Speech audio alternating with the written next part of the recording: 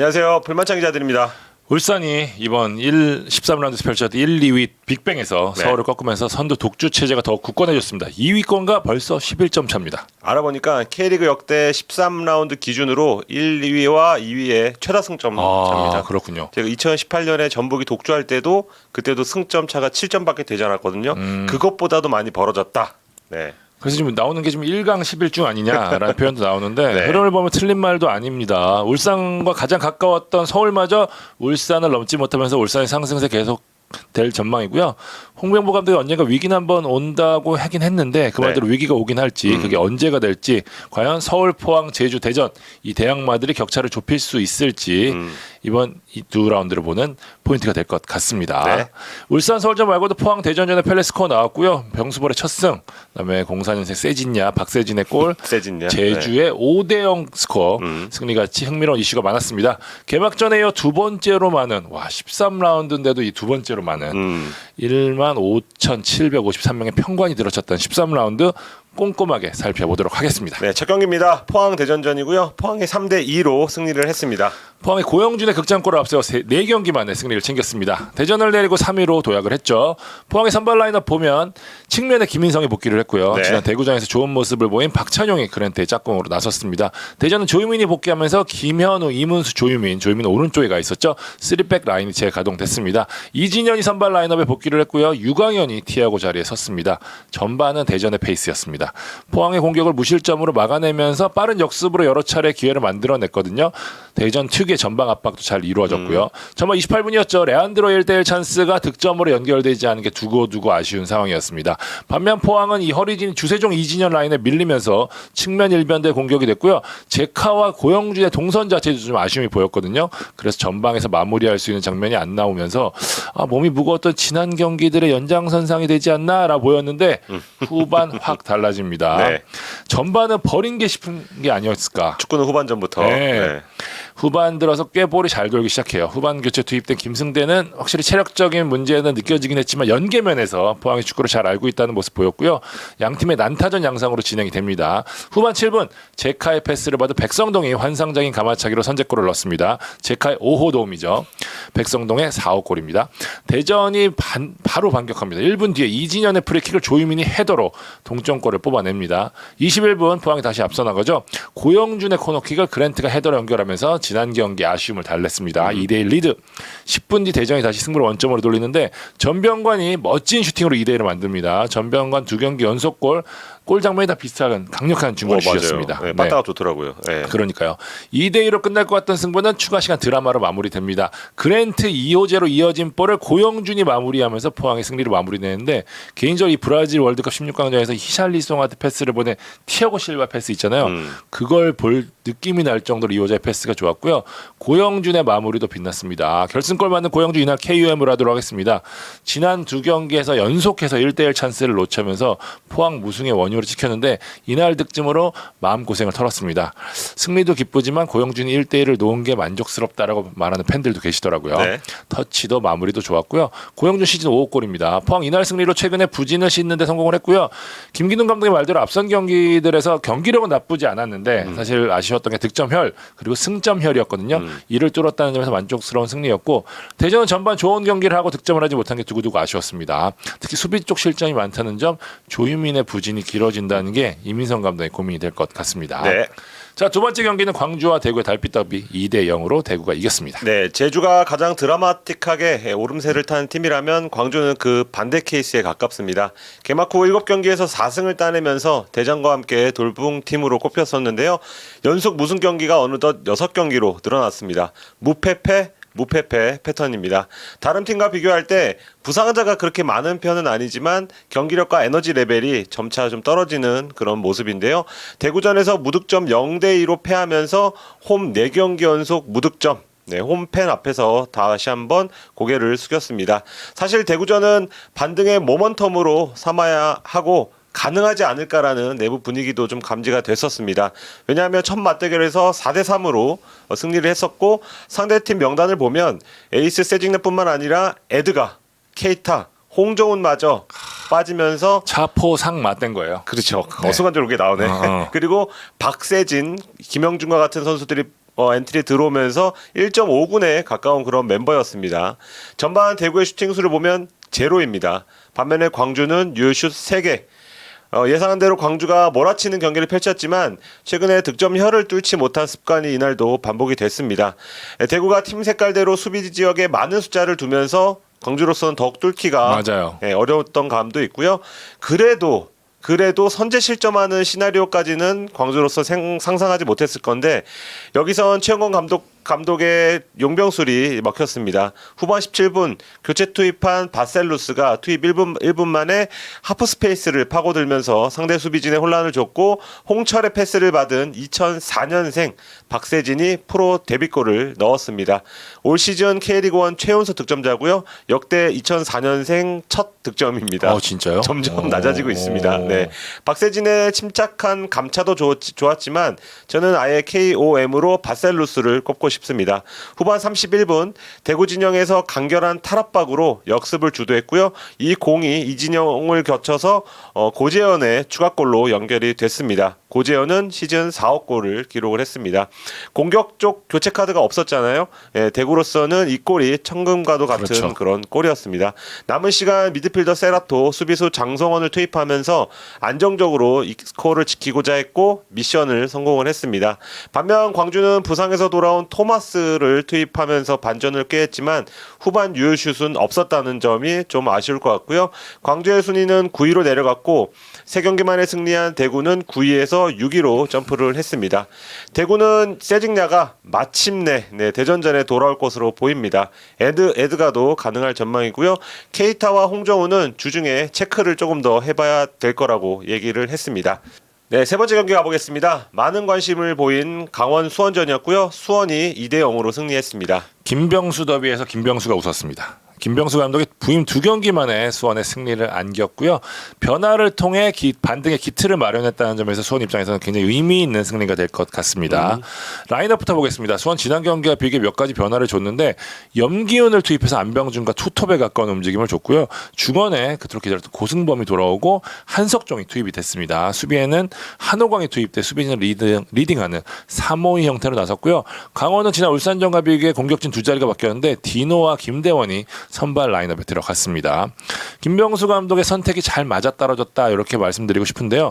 고승범이 수원의 키를 쥐고 있다고 봤을 때 고승범을 가장 잘 살려줄 수 있는 구성을 어떻게 짜줄까가 결국 포인트잖아요. 네. 김병수 감독의 선택은 이종성이 아닌 한석종이었습니다. 그리고 이 선택이 주요했죠. 개인적으로 꼽은 이날 KUM입니다. 한석종이 과거처럼 이 갈라주는 것 여기까지는 좀 어려웠지만 그래도 3백 앞에서 중심을 잘 잡아줬고요. 수비에서 팀 내 가장 많은 7개의 획득 그리고 두 번째로 많은 차단과 블락을 보여줬고 공격에서 패스 성공률이 가장 높은 팀 내에서 가장 높은 96%에 달했습니다.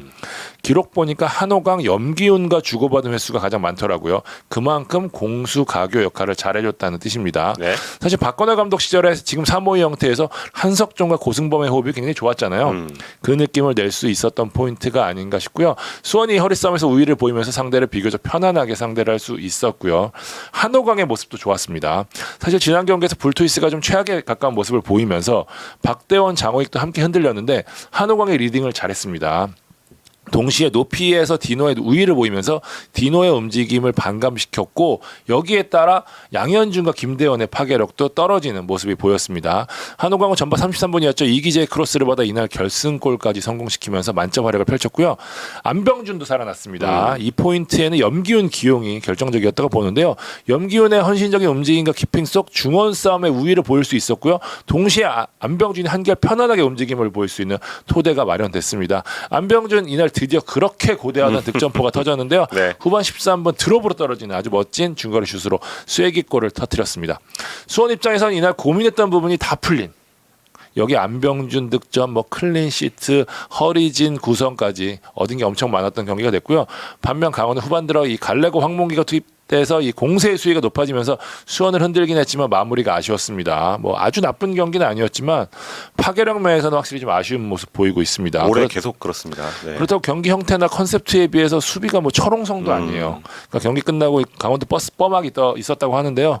디노와 김대원이 부진한 상황에서 이렇다 할 반전 카드가 없는 강원 입장에서 초반 위기가 길어지고 있고 앞으로도 이어질 전망입니다. 네. 자, 네 번째 경기입니다. 울산 서울전. 재밌었습니다. 네. 울산이 3대2로 승리했습니다. 이 소위 상위 랭커들의 싸움은 미세한 효율성의 차이로 갈립니다.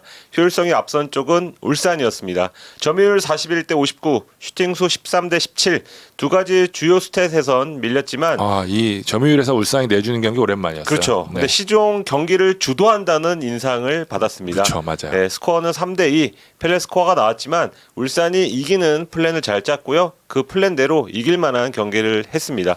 14분 만에 마틴 아담이 선제골을 넣었습니다. 좌측 이명재의 낮은 크로스가 골문 앞 서울 수비수를 지나쳐 아담에게 향했고요. 아담이 처음으로 발로 골맛을 봤습니다. 서울 입장에선 끌려가는 것 같지 않은데 계속해서 스코어가 밀리는 상황이 펼쳐집니다. 후반 1분 김신진이 깜짝 동점골을 넣었지만 여기서 이제 후반 뭐 나상호, 황의조, 박수일, 기성용 이렇게 4명을 동시에 교체하는 용병술이 어느 정도 먹혔습니다. 이걸 노리고 하지 않았을까 싶은데 그죠? 네, 경기 전 인터뷰에서도 뭐 두고 보시라고 알리스 감독이 얘기한 거 보면 이 노림수가 있었고 그게 먹혀 들었습니다. 그런데 동점골의 여운이 2분도 채 가지 못했습니다. 후반 3분 바코가 이규성의 예리한 패스를 이제 박스 안에서 반대받아서 이거는 뭐 야신유와도 못 막는 그런 감각적이고 빠른 발리슛을 성공을 시켰습니다. 사기캐요, 사기캐. 그냥 공이 뜨든 땅에 떨어지든 그냥 때려 넣습니다. 여기서 안 감독이 이 심판진에 계속해서 항의를 하고 있었습니다. 그 이전에 나성호가 터치라인 앞에서 공을 잡을 때 선을 나갔냐 안 나갔냐에 대해서 따져 묻다가 경고를 한 장 받았는데 득점 이후로도 항의를 이어가니까 이제 경고 누적 퇴장을 명했습니다. 안익수 감독은 2013년 성남 감독 시절에 이제 강원전에서 퇴장을 당한 뒤 근 10년 만에 K리그 최상위 무대에서 퇴장을 당했습니다. 갑작스러운 퇴장 변수 여기에 이제 볼 연계 스페셜리스트죠. 이청용과 그리고 요새 뭐 탈압박 장인이로 불리는 주민규의 교체 투입으로 분위기가 울산 쪽으로 확 넘어갑니다. 넘어갈 수밖에 없지. 이청용 주민규가 들어왔는데. 이청용 나오면은 이거 어렵다 생각하시면 됩니다. 이런 흐름 속에 후반 22분 바코가 다시 한번 날카로운 오른발로 세 번째 골을 낚았습니다. 바코는 최근 6경기에서 5골, 현폼 원탑입니다. 네. 아니 그냥 리그의 지배자라고 봐야 돼요. 네. 바꿔 들어오면 그냥 게임 끝. 한창 좋았을 때 세징야가 딱 떠오르는 선동열이 나오는 느낌? 약간. 끝낸다. 네. 당연히 KOM으로 해야 될 것 같고요. 이날 5개의 슛을 쐈는데 그중 4개가 유효슛이었고요. 어느샌가 박스 안으로 진입해서 기회를 노립니다. 2골을 넣고 나서도 결정적인 찬스가 2번이나 더 있었지만 헤드트릭 기회는 놓쳤습니다. 울산이 격차를 벌리지 못하면서도 서울이 이제 기회가 왔습니다. 하지만 일류첸코의 헤더가 골문을 벗어나고 황의조의 감차가 골대에 맞고 나왔습니다. 후반 추가 시간 1분에야 박수일이 원더골로 전매 특허죠. 그냥 골은 안 넣었습니다. 네. 쉬운 골은 안 넣었는데 원더골로 만회했지만 때는 너무 늦었습니다. 서울로선 전반부터 조현우에게 막힌 여러 슛이 두고두고 아쉬울 것 같고 울산은 조현우가 맞고 바코가 뚫는 중요한 경기에서 원하는 그림이 나왔습니다. 김영권 파트너로 나서는 김기희의 수비력, 서령우의 영리한 볼처리, 여기에 김민혁과 박영우가 2선과 3선에서 이제 파이팅을 불어넣으면서 이런 하모니가 잘 맞아 떨어졌고요. 울산은 13경기에서 승점 34점, 2위권인 서울, 제주, 포항과의 승점 차를 11점으로 벌렸습니다. 2018년 전북이 떠오르는 그런 압도적인 행보고요. 경기 후에 홍명보 감독의 편안하다는 그런 표현과 미소에서 울산이 지금 얼마나 좋은 상태인지를 엿볼 수 있었습니다. 이제 울산은 여름에 선수 보강을 할 자금적 여유도 있는 팀이어서 다른 팀들이 조기 우승을 막기는 좀 어렵지 않을까 이렇게 예상을 해보고요. 서울은 울산과 전북, 현대가 두 팀을 상대로 너무 오랜 기간 이기지 못하고 있습니다. 상위권이 아닌 우승에 도전하기 위해선 울산, 전북 징크스를 하루빨리 끊어내야 합니다.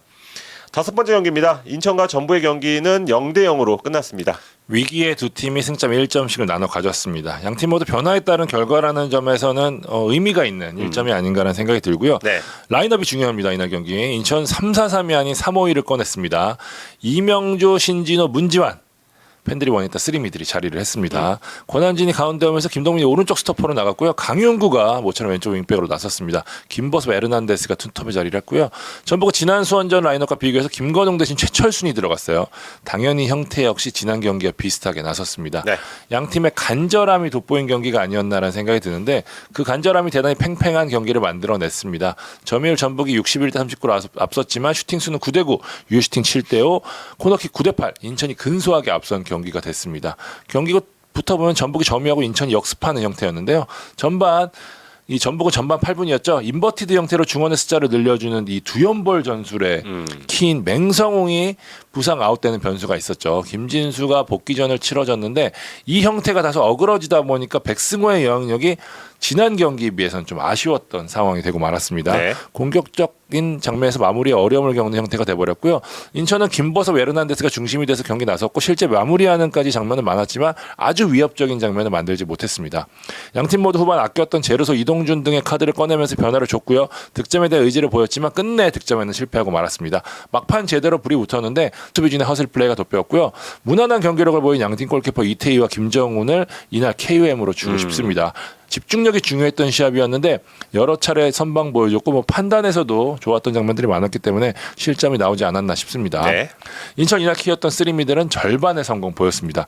중앙 쪽과 수비 쪽에 힘을 주면서 확실히 무게추가 좀 아래로 내려간 모습, 수비가 눈에 띄게 안정된 모습 보였고요. 지난 시즌 인천을 연상케 하는 그런 흐름들이 좀 나왔습니다. 하지만 신진호의 영향력을 발휘하기에는 다소 좀 애매했다는 점에서 이 쓰리미들에 대한 개선점이 필요해 보이고요. 인천이 이 구조적인 약점이 눈에 띄는 가운데 조성환 감독이 일단 변화를 천명했고 실제로 변화를 가져갔다는 점에서 의미 있는 전북전이 아니었나 싶고요. 전북은 확실히 김두현 대행 이후로 빌드업 체계는 눈에 띄게 좋아진 모습이거든요. 두 경기 연속 무실점 경기를 할 정도로 수비도 좋아지고 하지만 전북 역시 공격적인 측면에서는 개선이 필요합니다. 백승호가 영향력을 보여주지 못한다면 계속해서 지금 골 넣는데 어려움을 보일 수밖에 없는 형태거든요. 하지만 반등의 기틀을 마련한 만큼 조규성을 비롯한 부상자들이 지금 속속 복귀를 하고 있거든요. 네. 더 좋아질 가능성이 높은 전북입니다. 네. 마지막 경기입니다. 수협 제주전. 저 스코어 보고 깜짝 놀랐습니다. 5대0으로 제주가 승리했습니다. 계속 들어가 뭐 네. 이런 반응이었는데 놀랍다는 표현으로는 좀 부족합니다. 5연승이고요. 개막 후 5경기에서 승리가 없던 걸 기억하면 아마 K리그 역사를 통틀어서 이렇게 빨리 반등한 팀이 있었나 싶습니다. 결과만큼이나 내용도 화끈합니다. 최근 3골, 2골, 2골 이렇게 멀티골을 넣었더니 수협 원정 한 경기에서 5골을 넣었습니다. 올 시즌 5골을 넣은 팀은 제주 포함 3팀, 광주 그리고 수협입니다. 활약 싸움에서 좀채 지지 않는 수협 앞에서 활약 자랑을 한 골이 됐습니다. 이날 5골이 중요했던 게 팀 득점이 확 늘어나면서 총 20골이 됐고요. 포항과 승점이 동률이 된 상황에서 한 골 차로 아챔권인 3위까지 점프를 했습니다. 스쿼드 상태는 최상이 아니었습니다. 컨디션을 조절해야 되는 베테랑이죠. 구자철이 이번 원정에 빠졌고요. 그리고 최근에 3백의 가운데 자리에서 좋은 모습 보이던 김주원도 갑자기 빠졌습니다. 둘의 빈자리는 이기혁과 임채민이 메웠고 헤이스, 김봉수, 김주공은 일단 벤치에 대기했습니다. 수협은 라스, 이승우, 윤빛가람 카드를 선발로 내세우면서 승리에 대한 야망을 좀 드러냈습니다. 라스를 중심으로 적극적으로 초반부터 몰아붙였습니다. 그런데 제주가 밀리는 양상에서 빠르게 변화를 줬습니다. 11분 만에 빨랐어요. 요새 그렇습니다. 10분 전으로 22세 자원들을 빼고 김주공, 헤이스 투입했고요. 빠른 템포의 공격으로 주도권을 다시 잡았습니다. 특히 안현범의 뒷공간 침투를 이용한 공격으로 활로를 모색을 했습니다. 전반전은 다소 좀 지루한 공방전 양상이었는데 득점 없이 끝나더라도 별 무리는 없겠다. 포항 대전전과 어떤 비슷한 그런 양상으로 보였습니다. 그런데 전반 막판 노동건의 볼 처리 실수에 이어서 수비수 임채민의 센스 있는 드리블이 페널티 파울로 좀 이어집니다. VAR 결과 잡혔죠. 네, 신세계 파울로. 네. 이것을 막내급인 서진수가 깜짝 키커로 나서서 잘 차 넣었습니다. 기록을 보니까 K리그에서 첫 PK 득점이던데 모든 선수들이 다가와서 세레모니하는 모습에서 서진수가 팀 내에서 얼마나 큰 신뢰를 받고 있고 얼마나 핵심적인 선수로 자리매김했는지를 알 수 있었습니다. 아예 KOM으로 꼽고 가고 싶은데요. 후반에도 이러한 믿음에 보답을 했습니다. 후반 23분 헤이스의 패스를 건네받아 추가골을 넣었습니다. 김도균 감독이 말한 이 결정적인 포인트 경기에서 여기에 이제 안태현, 김주공의 연속골로 4대0으로 벌어진 후반 45분엔 유리 조나탄의 세기골을 직접 도왔습니다. 이 골 1도움 프로 데뷔 5년 차의 커리어 최고의 경기를 펼쳤습니다. 데이터 포탈 기준 평점이 무려 9.7점입니다. 거의 만점에 가까운 활약을 펼쳤고요. 측면 공격수 김주공, 미드필더 이창민, 센터백 임채민의 활약도 좋았습니다. 개인적으로 남길 축구의 본바탕은 3백이라고 좀 보는데요. 3백과 윙백이 최근에 부상 없이 정상적으로 가동이 되고 있는 게 상승세의 주요 인자라고 좀 보여집니다. 최근 5경기에서 단 1실점, 완벽에 가까운 수비를 펼치고 있습니다. 이날 수협이 이제 후반에 들어서 무릴로와 루안을 동시에 투입하면서 대단히 공격적이면서 대단히 모험적인, 대단히 김도균 축구다운 그런 변화를 줬지만 제주가 흔들리지 않았습니다. 이승우의 득점은 오프사이드에 의해서 취소가 처리가 되면서 좀 아쉬움을 남겼습니다.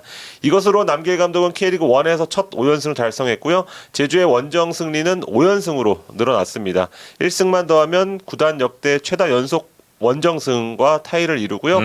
참고로 최다 원정 연승은 저희가 지난해에도 많이 말씀드린 것 같은데 전북이 세운 9경기입니다.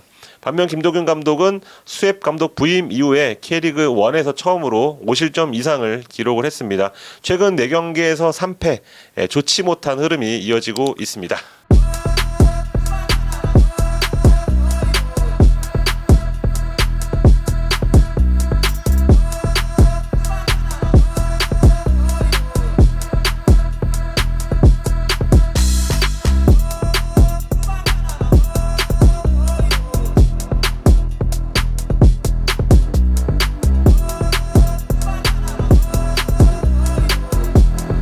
자, 13라운드 리뷰해봤습니다. 저희는 주말 프리뷰로 찾아뵙겠습니다. 저 이 말 잘 안 하는데 구독, 좋아요 부탁드릴게요. 족구할 뭐라 그러지? 부탁드리겠습니다. 네. 지금까지 볼만찬 기자들이었습니다. 감사합니다.